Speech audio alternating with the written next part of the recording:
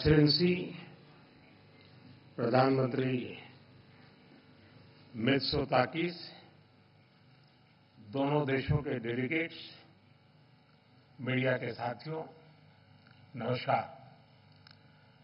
प्रधानमंत्री मित्सोताकिस और उनके डेलीगेशन का भारत में स्वागत करते हुए मुझे बहुत खुशी हो रही है।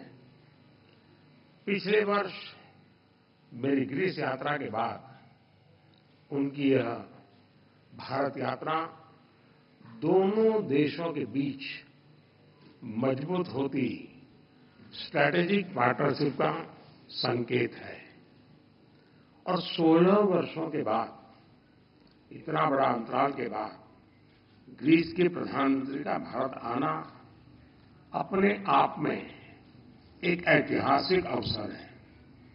फ्रेंड्स, हमारी आज की चर्चाएं बहुत ही सार्थक और उपयोगी रही। यह प्रसन्नता का विषय है कि हम 2030 तक द्विपक्षीय व्यापार को 2 गुना करने के लक्ष्य की ओर तेजी से अग्रसर है।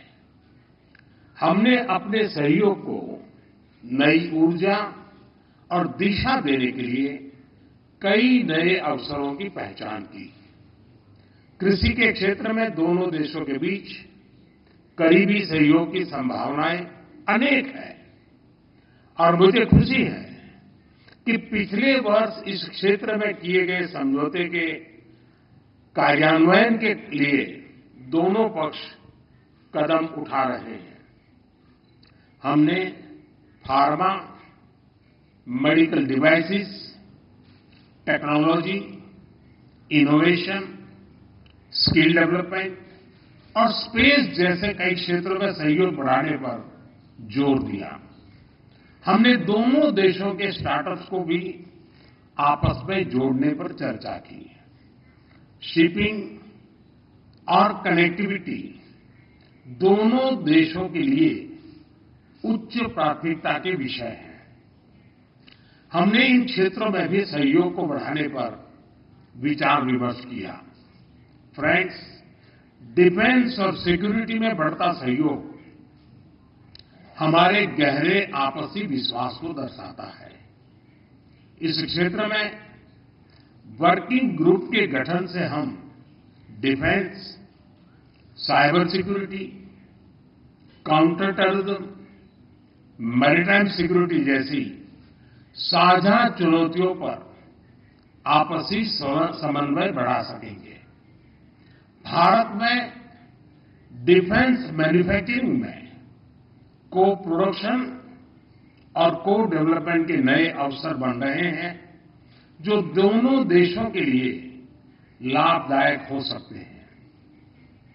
हमने दोनों देशों के रक्षा उद्योगों को आपस में जोड़ने पर सहमति जताई है। आतंकवाद के खिलाफ लड़ाई में भारत और ग्रीस की चिंताएं और प्राथमिकताएं समान हैं। हमने इस क्षेत्र में अपने सहयोग को और अधिक मजबूत करने पर विस्तारपूर्वक चर्चा की। फ्रेंड, 2 प्राचीन और महान सभ्यताओं के रूप में भारत और ग्रीस के बीच गहरे सांस्कृतिक और पीपल टू पीपल संबंधों का लंबा इतिहास है। लगभग 2500 वर्षों से दोनों देशों के लोग व्यापारिक और सांस्कृतिक संबंधों के साथ साथ विचारों का भी आदान प्रदान करते हैं। आज हमने इन संबंधों एक आधुनिक स्वरूप देने के लिए कई नए इनिशिएटिव्स की पहचान की। हमने दोनों देशों के बीच migration and mobility partnership agreement को जल्द से जल्द संपन्न करने पर चर्चा की। इससे हमारे पीपल टू पीपल संबंध और सुदृढ़ होंगे। हमने दोनों देशों के उच्च शिक्षा संस्थानों के बीच सहयोग को बढ़ावा देने पर भी बल दिया। अगले वर्ष भारत और ग्रीस के डिप्लोमेटिक संबंधों की 75वीं वर्षगांठ मनाने के लिए हमने एक एक्शन प्लान बनाने का निर्णय लिया है।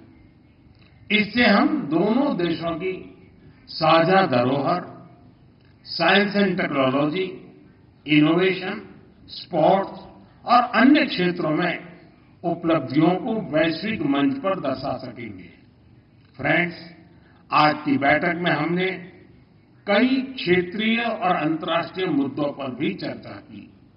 हम सहमत हैं कि सभी विवादों और तनावों का समाधान डायलॉग और डिप्लोमेसी के माध्यम से ही किया जाना चाहिए।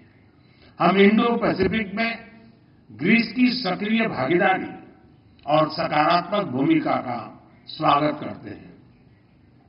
यह खुशी का विषय है कि ग्रीस ने इंडो पैसिफिक ओशन इनिशिएटिव से जुड़ने का निर्णय लिया है। पूर्वी मेडिटरेनियन क्षेत्र में भी सहयोग के लिए सहमति बनी है। भारत की G20 अध्यक्षता के दौरान लॉन्च किया गया आईमैक कॉरिडोर लंबे समय तक मानवता के विकास में महत्वपूर्ण योगदान देगा। इस पहल में ग्रीस भी एक अहम भागीदार बन सकता है। हम यूएन तथा अन्य वैश्विक संस्थानों के रिफॉर्म के लिए सहमत हैं ताकि इन्हें समकालीन बनाया जा सके। भारत और ग्रीस वैश्विक शांति और स्थिरता में योगदान देने के लिए अपने प्रयास जारी रखेंगे। एक्सेलेंसी, आज शाम आप रायसीना डायलॉग में चीफ गेस्ट के तौर पर शामिल होंगे। वहां आपका संबोधन सुनने के लिए हम सभी उत्सुक हैं। आपकी भारत यात्रा और हमारी उपयोगी चर्चा के लिए मैं आपका बहुत बहुत धन्यवाद करता हूं।